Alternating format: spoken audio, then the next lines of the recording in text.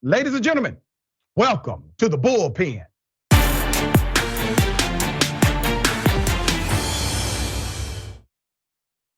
In the Bullpen today, we have none other than Dr. Tiffany Lloyd, host of Jesus and Justice with Dr. Tiff. I've checked it out. Great program. Professor and author. Topic, we're gonna chop it up about Donald Trump, some issues relating to his previous conviction, and also the presidency of the United States.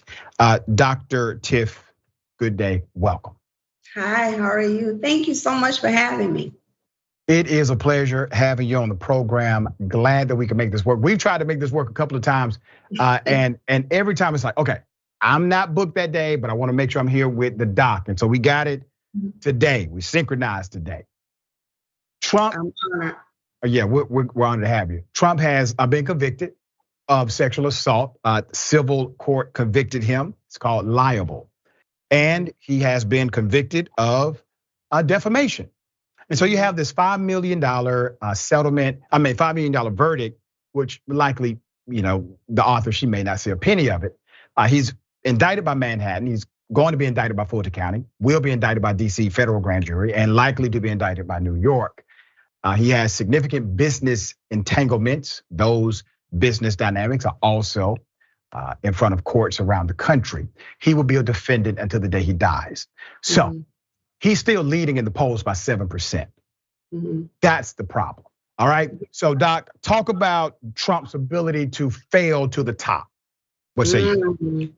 Well, first of all, unfortunately, there's nothing in the Constitution that can prevent President Trump from being the president. Even with him being convicted, there's nothing. The only thing that the Constitution says is that you have to be 35 years old and a resident of the United States of America for 14 years. So that protects him. But isn't it amazing that there is nothing that stops a man from being indicted or convicted, but we have states that block convicted felons from voting. And I want people to understand that. I'm gonna say it again. There's nothing that stops a man from running for president of the United States that is a convicted felon, convicted, charged with a crime. But we have states that block convicted felons from voting. That's a problem right there. What it shows with America, with Donald Trump be leading the polls over Joe Biden, that has been accused of so many things and even has a pending case, it truly shows that America still has not repented for the sin of what America was founded on, and that is racism. President Trump, his base hates people of color. And when people say President Trump made people racist,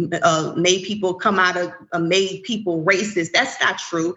He only made people feel comfortable in their racism. So what you are seeing now is America still has not repented and has not rectified racism here in America. You make a very compelling point, and I'm going to take us back to the 60s now, because Dr. King made a similar point in two different interviews.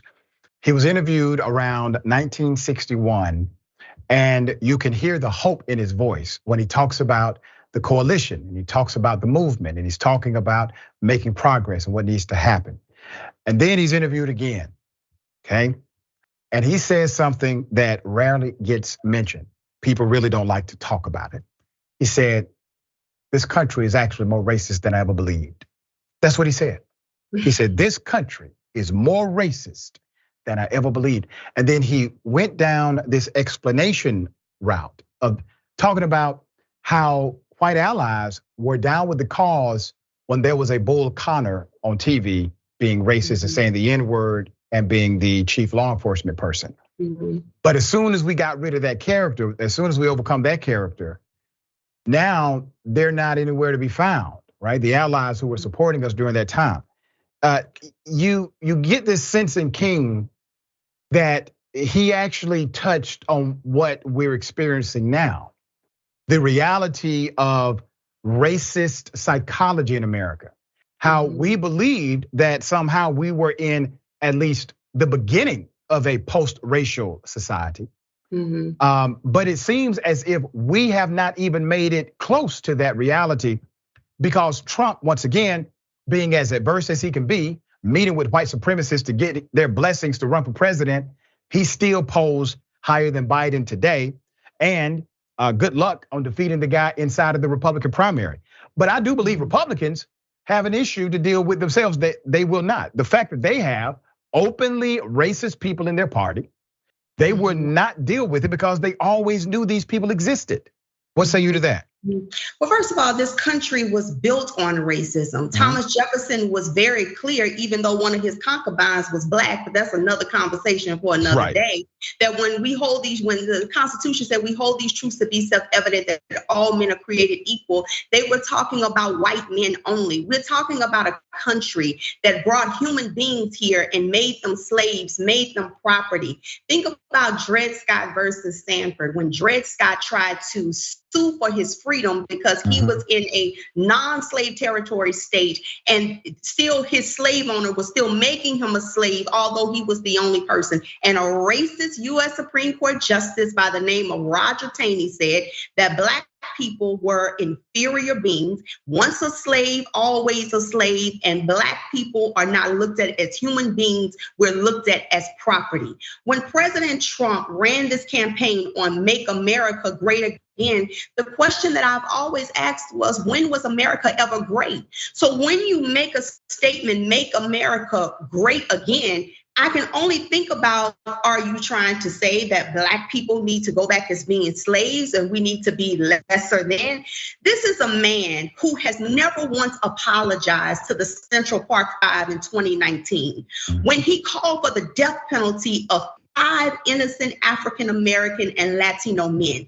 This is a man who has said, I like the blacks. This is a man who has indicated and said that I am the least racist person and I have a lot of black friends.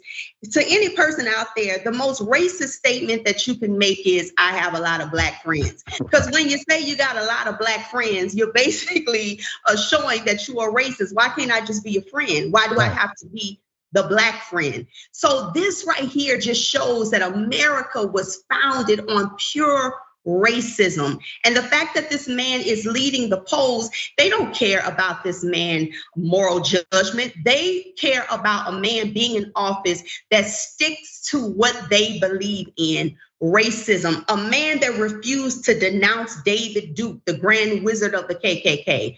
So that is enough within itself. Right. Well said. The reality is the DNA of this nation is founded upon the principles of racism, bigotry. The idea that you can own another human being and do what you choose to do with them. That DNA is being fought against by people like yourself, me and others. But remember, we're fighting against the DNA of America. Can we overcome that DNA? Yes, you can nurture beyond the nature, you can. But it takes fight, it takes coalition, it takes movement, and it takes moments like this where you have a guy who's polarized, but still moving. You got to fight that. You got to continue to stay on the battlefield and fight it. I want to talk about the reality of policing in America before you go. All right. People like Trump, even McConnell, who would consider himself to be a mainstream Republican, they're not talking about things that adversely impact black folk. There was a time in politics, I still remember, there was a time in politics, both sides actually talked about the same problems. I've been there, all right? They talked about the same problems, radically different methodologies on how to solve them, but they were talking about the same issues, right? They're not talking about the same problems anymore. And that's why I find it really hard to understand how someone, especially a person of color, can be a Republican today. And I interviewed an individual, a councilman, current councilman, used to be a Republican, and he told the truth. That brother came on the show and said, listen, the reason why I had to get out of the Republican Party is because I was told clearly I cannot support a black agenda anymore. That part, right? So he got out of there because he was one of the black Republicans who was pushing a black agenda to progress black economy, black education, etc. He was told by the powers that be, you can't do that anymore. Why do you think that's the narrative today when 20 years ago, that would have never been a conversation that a Republican would have had with, let's say, a Colin Powell, right? But today, that's what Republicans are telling their black leaders inside of the conservative movement. Why do you think that's happening today? But can I be honest? And this is gonna be a very unpopular answer. We have a lot of black people that have sold their soul for $1. Mm-hmm. And we have a lot of Black people that would be like a Sambo in Uncle Tom's Cabin, if you will, that will sell out their own Black people and go against the Black agenda, because see, all they need is a Black face. And see, if we can use the Black face to say the racist things that they can't particularly say, because they know if they openly say it, then they will get canceled. So the problem is that we have a lot of Black faces that's not pushing a Black agenda. We just want to use it as a way of lambasting or bringing down Black people. And we're saying what racist people want to say and what they want to hear. That's the real problem. It becomes this bias echo chamber where they just say the same lie over and over again. Absolutely. And yeah, they have no challenge. They are indoctrinated to believe what they believe. Always a pleasure hearing you. I appreciate your passion, your continued advocacy. We're definitely going to have you back on the program. Tell people how they can follow you, check out your work. Thank you. You can follow me on Instagram at Tiffany.m.Lloyd. You can follow me on Facebook at Dr. Tiffany M. Lloyd, and subscribe to my YouTube channel at Jesus and Justice with Dr. Tiff. Thank you so much. Thank you, Dr. Tiff. Always a pleasure. We'll have you back soon.